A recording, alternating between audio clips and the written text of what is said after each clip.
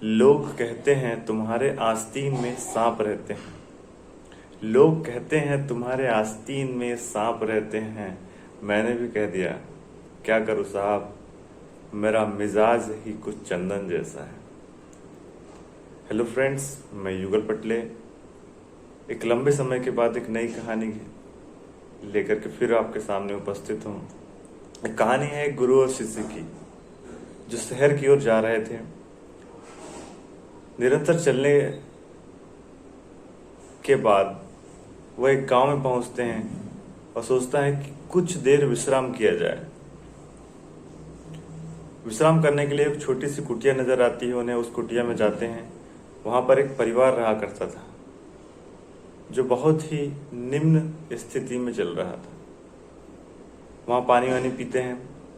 उसके पश्चात वह शिष्य जो गुरु के साथ चलता जा रहा था, उसने उस परिवार के एक सदस्य से पूछा, मुखिया से पूछा कि तुम आखिर करते क्या हो।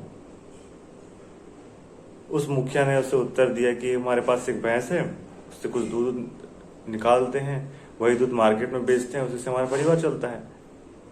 अब पूछता है कि यह सारा खेत जो नजर आ रहा है, यह है किसका। और मुखिया बोलता है, खेत भी हमारा है, पड़ा है, किसी काम का नहीं है।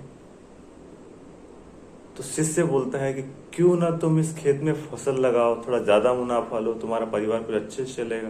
परंतु वह मुखिया बोलता है कि मेरा परिवार तो अच्छे से चल रहा है, 2 टाइम खाने मिल रहा है, बराबर सारे काम चल रहे हैं, क्यों करूं। अब गुरु और शिष्य उसी घर में रात्रि में विश्राम करने का सोचते हैं। रात्रि में खाना पीना हुआ, परिवार अपने कमरे में सोने चले गया, गुरु अपने कमरे में सोने चले गए, शिष्य अपने कमरे में सोने चले गया।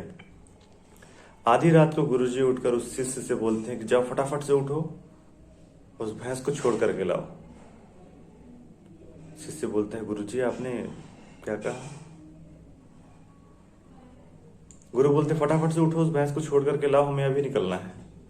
शिष्य बोलता है, गुरुजी ताउम्र आपने मुझे चोरी करना, बुरी आदतों से दूर रहना सिखाया, और आप खुद बोल रहे हैं कि चोरी कर लें। गुरुजी बोलते हैं, जितना बोला है उतना करिए और फटाफट से करिए। शिष्य फटाफट से गुरु की बात सुनता है, भैंस को छोड़ करके लाता है। दोनों वहां से निकल पड़ते हैं। कुछ दूर शहर के किनारे पहुंचकर उन्होंने उस भैंस को छोड़ दिया। उसके बाद गुरु अपनी दुनिया में चले जाते हैं। शिष्य उस शहर में नया काम ढूंढ लेता है, नया बिजनेस शुरू कर लेता है, बड़ा आदमी बन जाता है। कुछ 10-12 साल बीतने के बाद उस शिष्य को फिर से वह बात याद आती है कि हमने उस 10 साल पहले एक गरीब व्यक्ति की भैंस चुराई थी, बुरा काम किया था, ना जाने वह अब किस अवस्था में होगा। तो वह उसकी मदद करने की सोचता है। फटाफट से एक दिन कुछ पैसे एकत्रित करके गांव जाने की सोचता है। गांव चला गया। फिर देखता है कि जिस जगह पर वो लोग रात्रि विश्राम किए थे, वहां पे बहुत बड़ा एक अच्छा सा बंगला है, खेत है, बाड़ी है, लहलहाती फसल है। ना जाने ये परिवर्तन कैसे हुए, यह सोचने लगा। सोचता है कि शायद उस व्यक्ति ने अपनी जमीन और घर बेच करके यहां से चला गया होगा, यहाँ किसी और की इतनी फसल लगी हुई होगी। तो क्यों ना उस व्यक्ति से उसका पता पूछा जाए और उससे जाकर के उसकी मदद की जाए।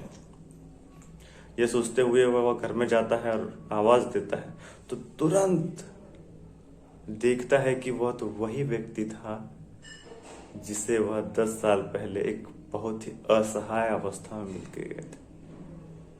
वह यह सब देख करके आश्चर्यचकित रह जाता है और पूछता है कि यह सब हुआ कैसे, आखिर में तुमने ये सब किया कैसे।